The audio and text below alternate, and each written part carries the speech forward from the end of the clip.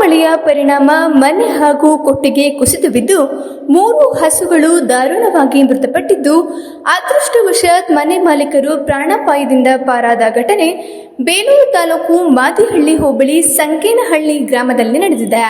ಅಣ್ಣಪ್ಪ ಶೆಟ್ಟಿ ಮತ್ತು ರತ್ನಮ್ಮ ಎಂಬುವರ ಮನೆ ಶನಿವಾರ ಮುಂಜಾನೆ ಇದ್ದಕ್ಕಿದ್ದಂತೆ ನೆಲಕ್ಕುರುಳಿದೆ. ಮನೆಗೆ ಹೊಂದಿಕೊಂಡಂತಿದ್ದ ಕೊಟ್ಟಿಗೆಯಲ್ಲಿ ಮಲಗಿದ್ದ 3 ಹಸುಗಳು ಸಾವನ್ನಪ್ಪಿವೆ. ಅಣ್ಣಪ್ಪ ಶೆಟ್ಟಿ ಅವರು ತಾಯಿ ದ್ಯಾವಮ್ಮ ಹಾಗೂ ಪತ್ನಿ ರತ್ನಮ್ಮರೊಂದಿಗೆ ಮನೆಯ ಮುಂಭಾಗದ ಹಾಲ್ನಲ್ಲಿ ಮಲಗಿದ್ದರಿಂದ ಪ್ರಾಣಾಪಾಯದಿಂದ ಪಾರಾಗಿದ್ದಾರೆ. ಕೂಲಿ ಕಾರ್ಮಿಕರಾಗಿರುವ ಇವರು ಹೈನುಗಾರಿಕೆಯನ್ನೇ ನಂಬಿ ಜೀವನ ನಡೆಸುತ್ತಿದ್ದರು. ಮಳೆ ಕಾರಣದಿಂದ ಮಕ್ಕಳು ಊರಿನಲ್ಲೇ ಸಂಬಂಧಿಕರ ಮನೆಯಲ್ಲಿ ಮಲಗಿದ್ದರಿಂದ ಅಪಾಯದಿಂದ ಪಾರಾಗಿದ್ದಾರೆ.